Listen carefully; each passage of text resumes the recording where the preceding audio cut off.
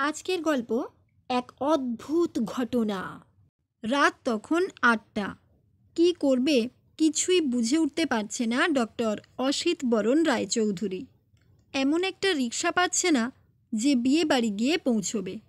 বেহালা থেকে হাওড়া, হাওড়া থেকে বর্ধমান চলে এলো, আর স্টেশন থেকে বিয়ে বাড়ি পৌঁছতে যত বিভ্রাট।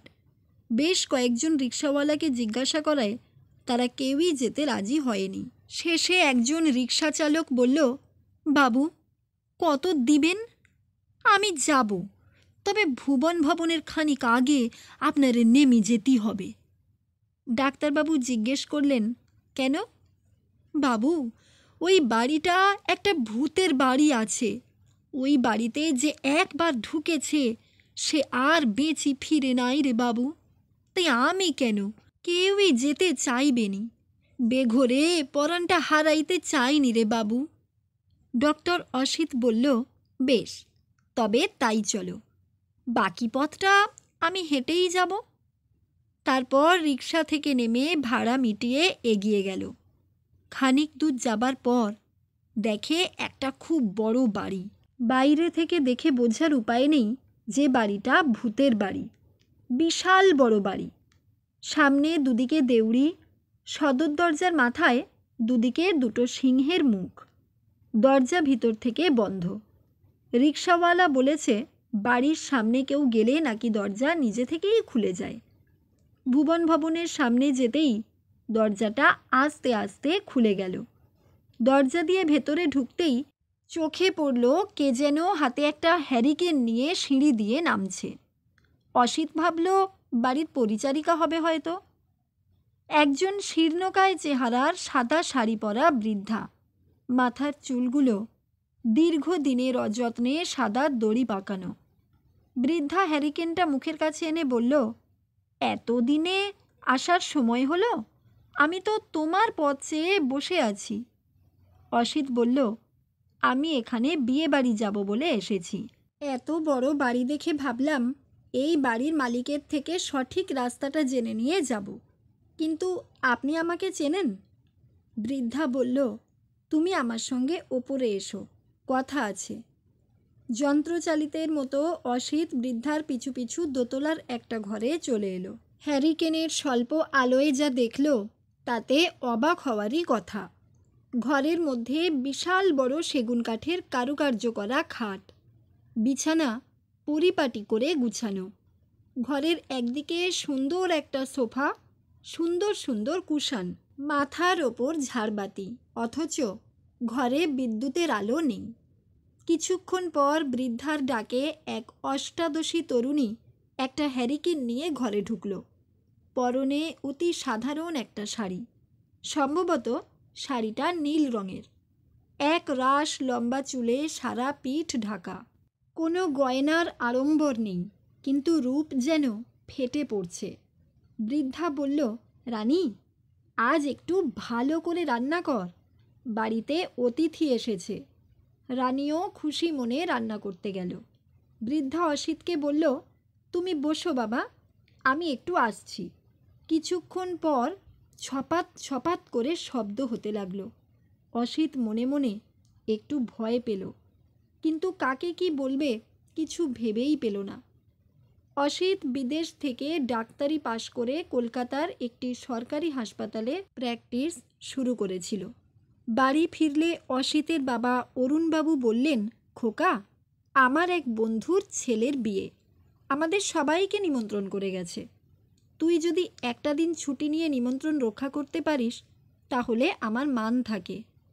বাবার মান রাখতে এসে খুব বিপদে পড়ে গেল ডক্টর অসিত রায়চৌধুরী।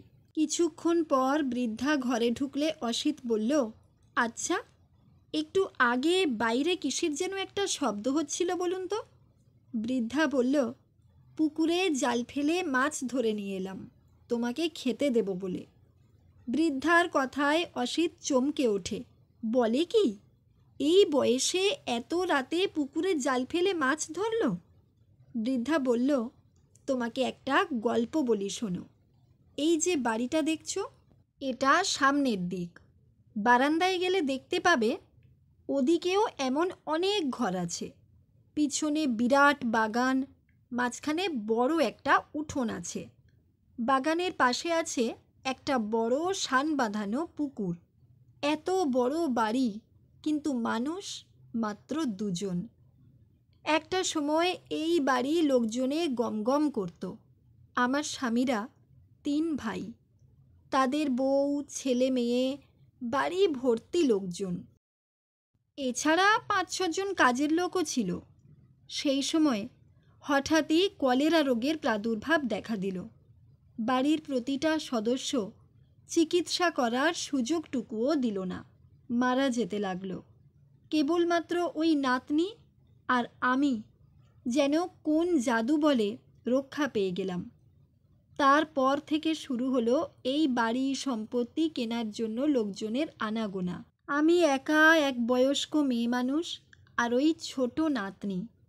তাই নিজেদের বাঁচার জন্য আর এই বাড়িটাকে রক্ষা করার জন্য আমি ইলেকট্রিসিটি লাইন কেটে দিলাম।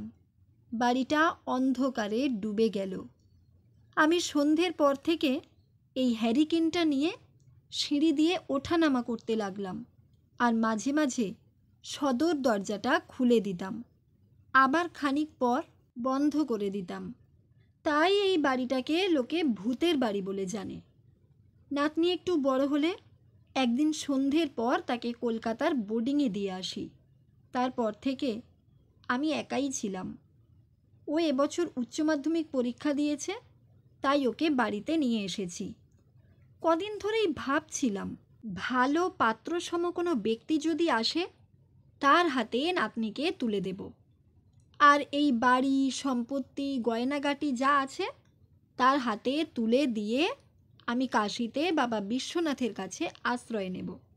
যাক, অনেক কথা বললাম, বিয়ে বাড়ি যাওয়া তো হলো না। তুমি এখন খেয়ে শুয়ে পড়ো। কাল সকালে তুমি আমার নাতনিকে বিয়ে করে বাড়ি যাবে। অসিত কিংকর্তব্য বিমূঢ় হয়ে বৃদ্ধার দিকে তাকিয়ে থাকে। রানী আসন পেতে কাঁসার থালায় পরিপাটি করে ভাত, মাছের মাথা দিয়ে ডাল, মাছের কালিয়া, আলু ভাজা, চাটনি, পাঁপড় ভাজা দিয়ে খেতে দেয়। প্রত্যেকটি রান্না এতই সুস্বাদু যে বিয়ে বাড়ির খাবারেও এমন স্বাদ পাওয়া দুর্লভ। অসিত খিদের জ্বালায় সবটুকু খাবার চেটে পুটে খেয়ে নেয় এবং মনে মনে রান্নার প্রশংসা না করে পারে না। সেই সময়ে এত মোবাইল ফোনের ব্যবহার ছিল না। বর্ধিষ্ণু পরিবারে ল্যান্ড ফোনের চল ছিল। অসিত ভাবছে বাড়ির সবাই বিষয়টাকে কিভাবে নেবে। তারা তো এই পরিস্থিতির জন্য প্রস্তুত নয়।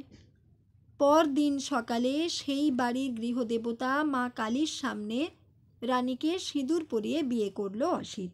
বিয়ে বাড়িতে না গিয়ে এক কাল্পনিক ভুতুড়ে বাড়িতে গিয়ে বিয়ে করা, এ সত্যি এক আশ্চর্য ঘটনা। কখনো কখনো এমনটাও ঘটে।